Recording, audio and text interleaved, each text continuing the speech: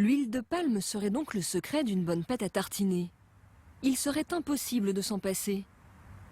En Dordogne, un artisan va nous prouver le contraire. Nous voici dans une chocolaterie. Ici, on fabrique de la pâte à tartiner. Walter Bovetti, le patron, est italien et amoureux du chocolat. Nicolas, je viens pour la dégustation.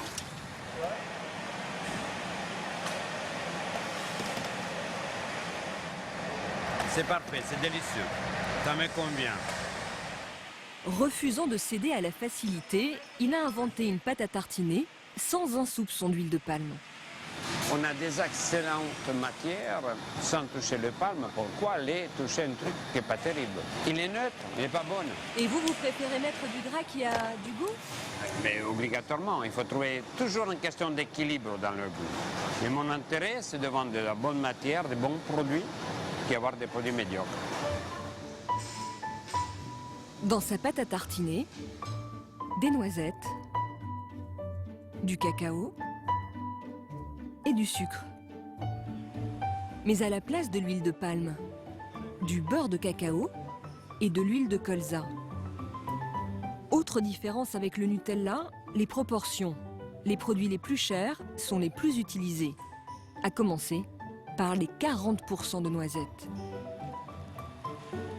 Est-ce que c'est beaucoup? Oui, énorme. La plus connue des pâtes à tartiner, il y a 13%. La noisette et le beurre de cacao apportent l'essentiel du gras. Quant à l'onctuosité, elle est assurée par l'huile de colza.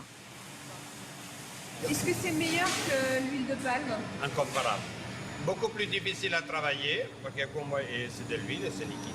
Mais très bon pour la santé, pour l'oméga 3, c'est très riche en oméga 3 et combat le mauvais cholestérol, comme le beurre de cacao combat le mauvais cholestérol. Évidemment, le choix de se priver d'huile de palme a un prix. La pâte à tartiner de ce chocolatier est plus de 2 fois plus chère que le Nutella. Merci beaucoup, passez une bonne soirée. Cela n'a pas empêché un grand distributeur de lui en commander. Système U a supprimé l'huile de palme d'une centaine de produits pour la remplacer par du colza ou du tournesol.